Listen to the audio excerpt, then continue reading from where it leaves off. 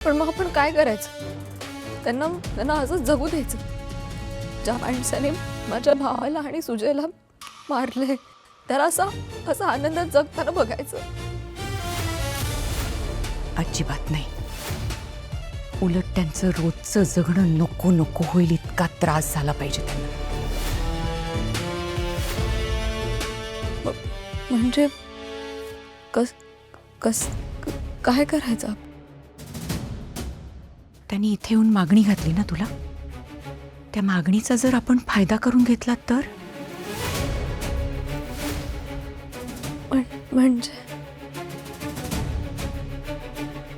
खरी शिकार ही बिळात शिरून गुपचूप करायची असते, कारण आपल्या बिळात प्रत्येक जण निश्चिंत असतो.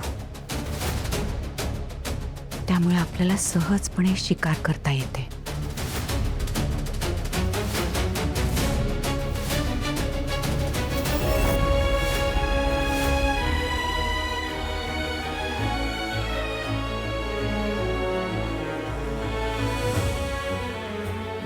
चला आत.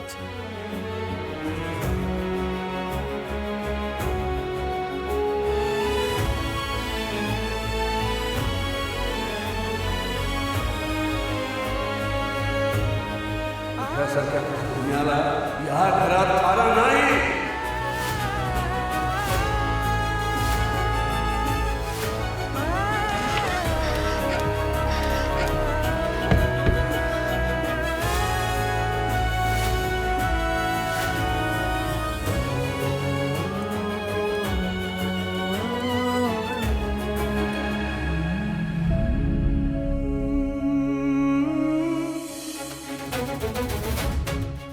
दादा ऐक ना, आपण सरांच्या घरी जाऊ. मी तन्वीशी बोलते, मी माफी मागते हवी तर तिची. अरे चांगली माणसं आहेत ती. स्वराज,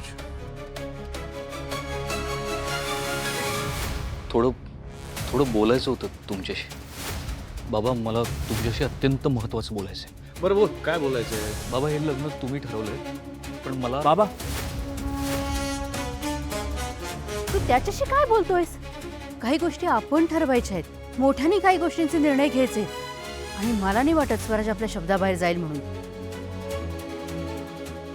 स्वराज, मी तुला शांतपणे विचारतोय, तुला त्या प्रीतीशी लग्न करायचं आहे का?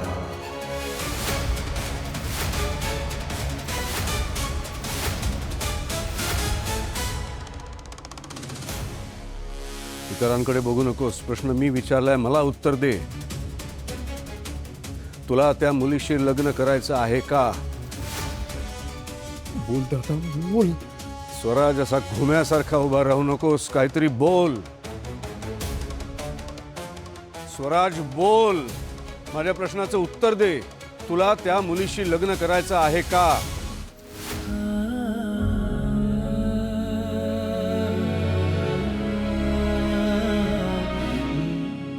हो बाबा, मला प्रीतीशीच लग्न करायचं आहे.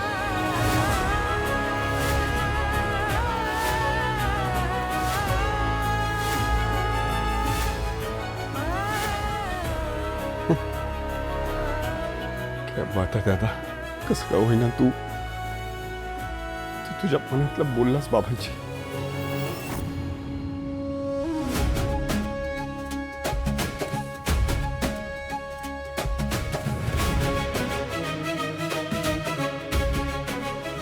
वेड्या, मी हे आत्ता सांगतोयस एवढं सगळं झाल्यावर?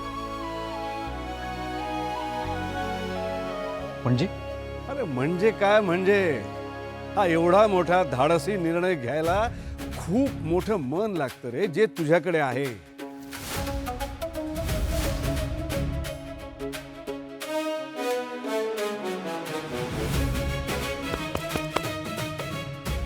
मला तुझा अभिमान वाटतो बाळा. जे होईना बात, माझं मन मला सांगत होतं बाबा या गोष्टीला कधीच विरोध करणार नाही, उलट त्यांचा पाठिंबाच असेल.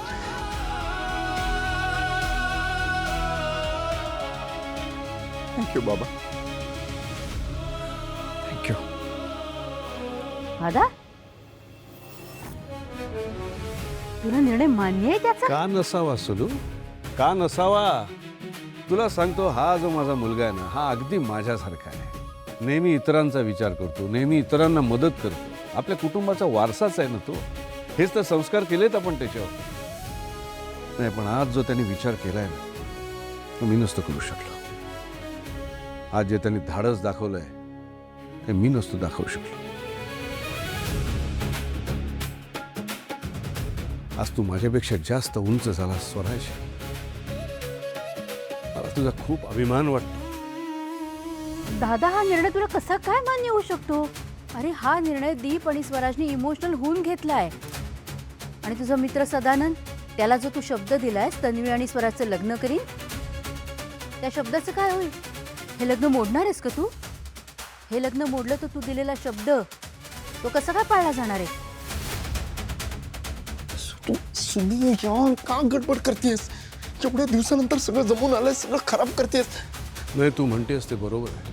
मी दिलेला शब्द मोडतोय, पण आता त्यालाच हे नातं नको आहे.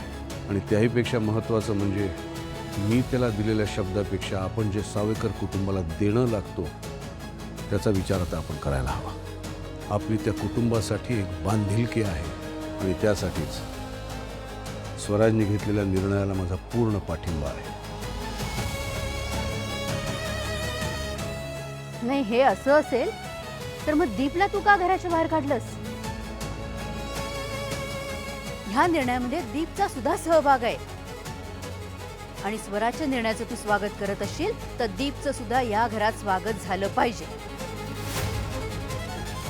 सुनू का गडबड करतेस यार? सगळं व्यवस्थित चालू होतं, माझं नाव घेऊन सगळं खराब करतेस तू.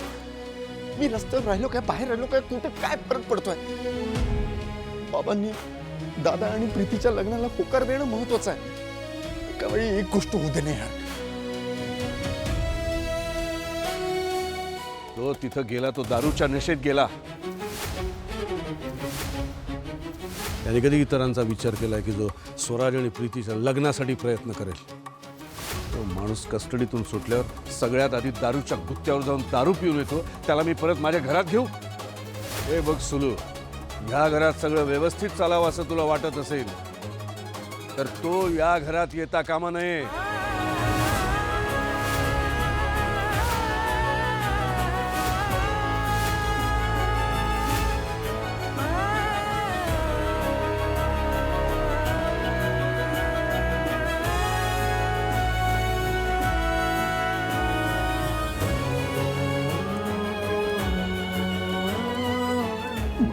मला काय बोलायचं ते बोला.